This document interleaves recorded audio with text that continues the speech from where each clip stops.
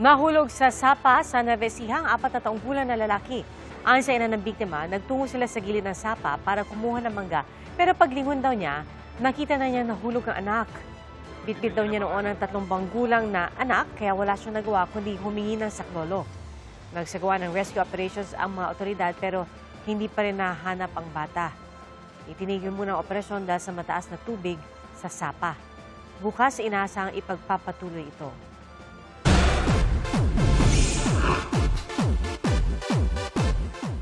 Bagong Barbie Forteza ang mapapanood sa upcoming film na Saving Cherry. Gaganap po siya bilang Cherry sa pelikula na iikot sa buhay mag-asawa at pagtataksil. Pinaka-mature role na raw ito ng kapuso actress. At sa media conference, natanong si Barbie kung naisip ba niya ang pagpapakasal. Hindi ko pa iniisip or hindi ko pa hinihiling na magmahal ulit ng iba kasi gusto ko munang ibuhos yung lahat ng pagmamahal na yun sa sarili ko. I don't casually date. Date to marry ang bakla. Saving Cherry nga, diba? So date to marry po ako. So not until I'm ready and I'm really sure of the person I'm gonna go out with, hindi ako nakikipag-date.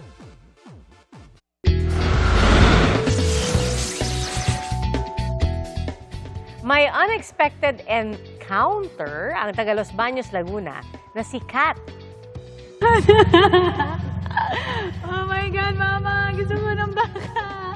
Bye-bye! Laking gulat ni Kat nang paglabas ng kanilang bahay ay may batang baka sa harap ng kanilang gate. Ang 8 buwang gulang na baka na pag-alamang pag-aari ng kanilang kapitbahay. Ligtas naman nakabalik ang calf sa kanyang mother cow.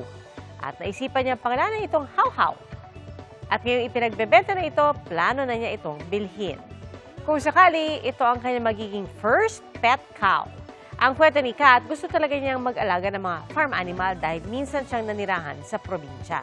At para sa kanya, ang mga baka at kambing, malalambing.